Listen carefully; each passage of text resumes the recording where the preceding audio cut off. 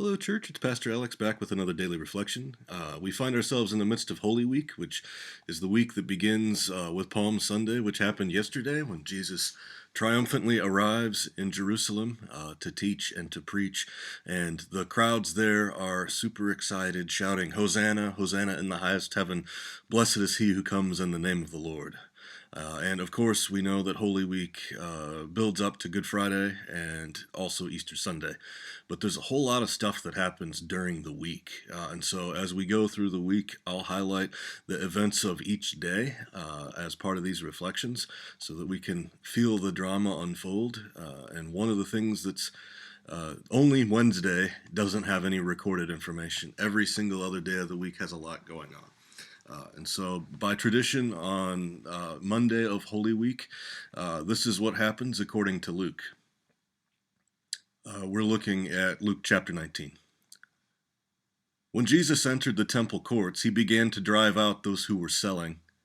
It is written, he said to them, "My house will be a house of prayer, but you have made it a den of robbers."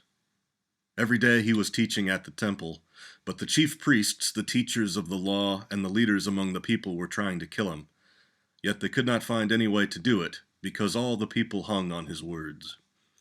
That's in Luke 19. There are other accounts in Matthew and John and Mark that tell the same kind of story, that on Monday of Holy Week, right after Jesus has arrived, he goes to the temple and finds the money changers, which if you've ever gone out of the country, you've had to exchange your currency at whatever the normal currency rate is. And one of the ways to look at what Jesus was doing is people would come to buy in the temple, they would come to buy things to sacrifice, like doves or other animals.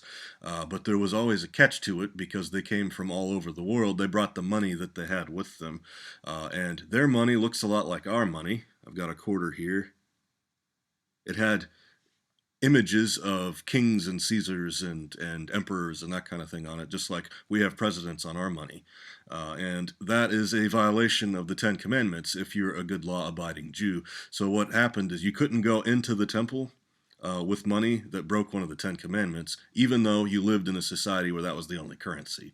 And so what you would do is you would change money into like whatever the local currency was that would be able to, almost like, think of it almost like tokens, that they could be exchanged for goods. And of course, the money changers there, as they changed the money and provided that service, they got a fee for it. And so these money changers were making a good living on this. Jesus shows up and says that the temple, that God's house, should be a place for prayer, not one that's designed to make people rich and be a tourist trap. And again, there was one temple for all the Jewish people and for all those who were Gentiles that were interested in Judaism. They're called the God-fearers. And so this was the epicenter where people would travel from all over the world to come to the temple and to make sacrifices. And so Jesus is starting to point out the hypocrisy of the religious order of the day. And he's saying, if you're making a living by cheating people who are coming here to pray out of their money, then this is no good. And it's one of the interesting times, it's one of the few times that we see Jesus be angry and express anger and outrage over something that's clearly wrong. And so this happens, and Luke tells us in just as much detail how irritated the religious authorities are, and how they're starting to they're looking for a way to kill him. The teachers of the law, the chief priests, and the leaders among the people. And yet they could not find any way to do it, because they were afraid that the crowds that were excited that what Jesus was teaching would react poorly to it. So they had to wait for Jesus to say something that they could catch him in the act, they could trap him, which is eventually what will happen when he's betrayed by Judas. So that's coming later in the week, but on Easter Monday, it's at the end of the day, he goes back out to Bethany to spend the night, and we assume with Lazarus, the newly raised Lazarus, and his sisters. And tomorrow we pick up with even more drama unfolding. So already the ball is in motion for Jesus to be betrayed and eventually tried, convicted, and executed on Friday. But before then, there is a whole lot of teaching to do and a whole lot of prayer to go through, and so much of the story is yet to unfold. So hopefully, as we consider maybe the places in our society where the money changers might be.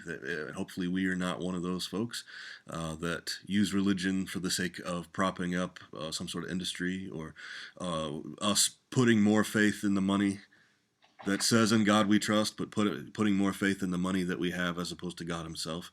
That might will be something to reflect upon. But I'd invite you to read the text in Luke 19 and pray about it and see if you receive a blessing from it as we walk with Jesus on this journey to the cross and ultimately out of the tomb. It's the most central and beautiful story we have. So. Thank you so much for tuning in. God bless you, and there'll be another daily reflection tomorrow.